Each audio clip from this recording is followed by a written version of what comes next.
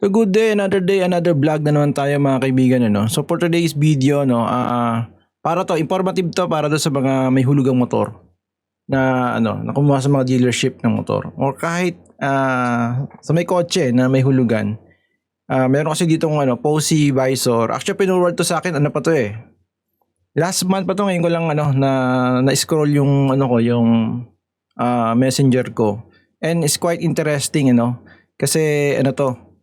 Informative talaga to, no? Sabi dito sa Visor, ang pangalan ng motorcycle dealer ay, medyo siya, pa suspense, pa intrigue yung dating nung kanyang post. Sabi dito from a reader, gusto ko sana manghingi ng advice. Bigla ako nagkaroon ng 25 penalties times 400 is equals to 10,000.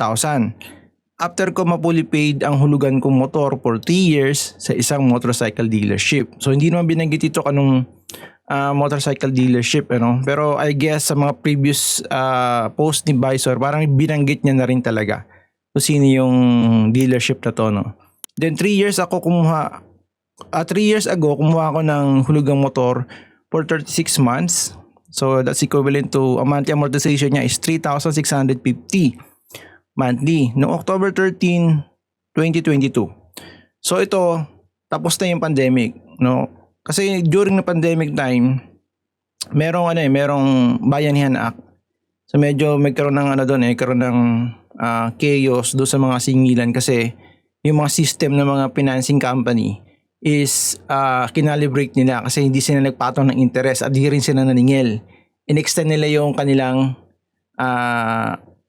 yung amortization ng period. Kaya nagkaroon ng problema yan. So yung mga nakasystem ng mga financing company, nagkaroon ng issue dyan. Even, ako nga pala ay si Bong, nasa credit and collection ako, nasa financing company, sa motorcycle dealership. Currently, hanggang ngayon, nasa dealership pa rin naman ako. So maganda pag-usapan natin to, Sabi dito, sinabi ng releasing staff na every 13th ang aming due date mula November 2022 to August 2023 ay nagbayad kami monthly ng 12 thinking na naka-advance pa kami ng isang araw mula 13th due date. Pero nag-start kami magkaroon ng payment ng 13 noong September 2023 at nakalagay doon sa resibo na rebated pa din at wala itong penalty. Okay? Last month, October 2025 ay na-fully paid ko na ang motor after 3 years at pinag-fill out na rin ako ng dealer ng original ORCR. Tapos last week meron pumunta sa aming taga-finance na sinabing meron pa kaming balancing 10,000. Woo! Dahil sa 25 penalties namin dahil ang due date ko raw ay every 12 at hindi 13th. Syempre nagulat ako dahil paanong may 25 penalties ako naging good payer ako for 3 years. Tsaka bakit ngayon lang sila lumabas kung kailan fully paid na ako? Okay? Kompleto ako ng resibo at ni minsan na hindi sinabi ng teller doon tuwing magbabayad ako monthly ng penalty na penalty na pala ang araw ng 13th dahil naka-fix sa 3,650 ang binabayaran ko pero meron akong month na lumagpas ako sa due date noong July 15 at doon binayaran ko yung 400 penalty. Okay? Dahil labas sa system nila, nalagpas na ako ng due date sa loob ng 36 months kung naghulog ng motor ko ay 2 beses lang ako nagpenalty. Nung lumagpas ako sa due date, ang isa rito noong August 2024 at nakapagbayad na ako ng September 3, 2024. So, dito yung 400 na penalty, actually hindi yan penalty. Rebate yan. Rebate. Iba pa yung penalty. Ang rebate kapag maaga ka nagbayad, merong rebate. Example, sa amin, merong 200 na rebate every month. So pag lumagpas ka doon, kung ano yung monthly mo, yun lang yung babayaran mo. Example, 3,650. So 3,650 lang babayaran mo after ng due date. Meron pang nakalagay dyan sa contract na after 5 days, pag 6 days ka na nagbayad, meron na siyang penalty. Okay? Depende yan kung magkano yung penalty na ilalagay nila. So yung 400 dito hindi yan penalty. Ayan ay hindi mo na lang na-claim yung rebate mo. Okay? So pumunta ako ng dealer at nagreklamo, pero ang sinabi sa akin ng teller na siya rin mismong nag-release ng motor ko 3 years ago at ang cashier na binabayaran ko every month at nagsabi na every 13 ang due date ko ay hindi raw nila alam kung kailan ang due date ng kanilang clients.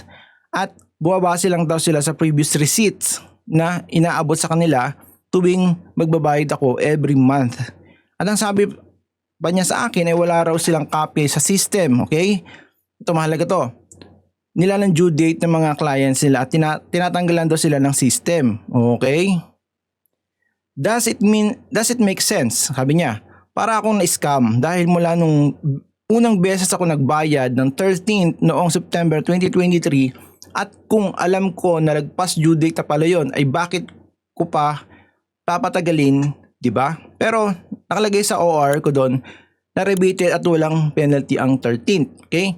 Sana mabigyan ako ng advice kung ano pwede ko gawin para makapagreklamo dahil iniipit nila ngayon ang pag-release ng original ORCR. Ayan, iyan yung masakit dyan kasi una financing yan di ba? So sila talaga may hawak ng ORCR.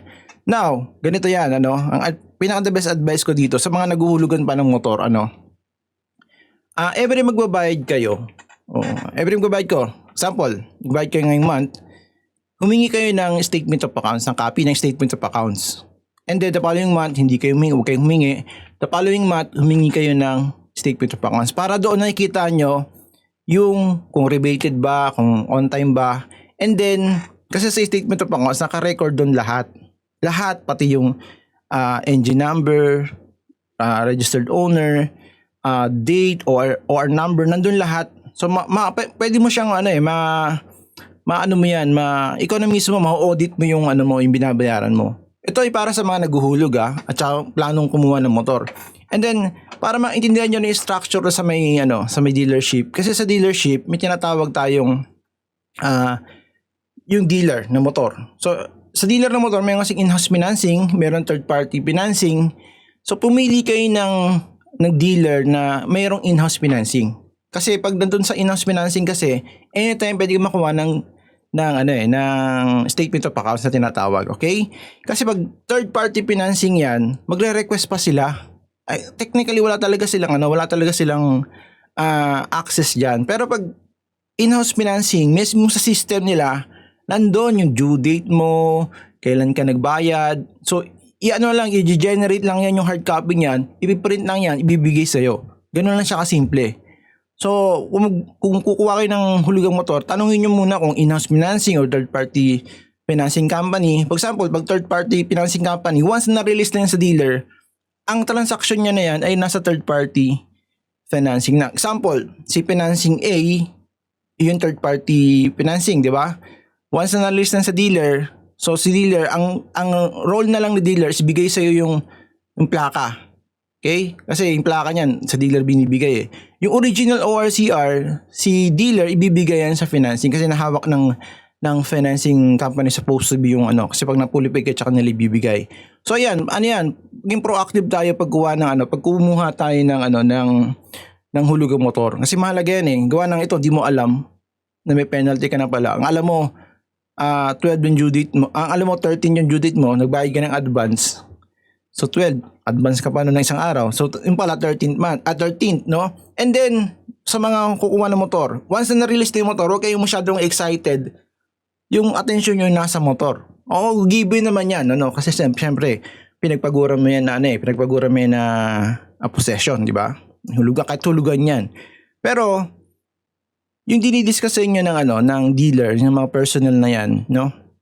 Yung mga receptionist, yung attention nyo ilagay nyo doon and then i-secure nyo yung welcome letter na tinatawag.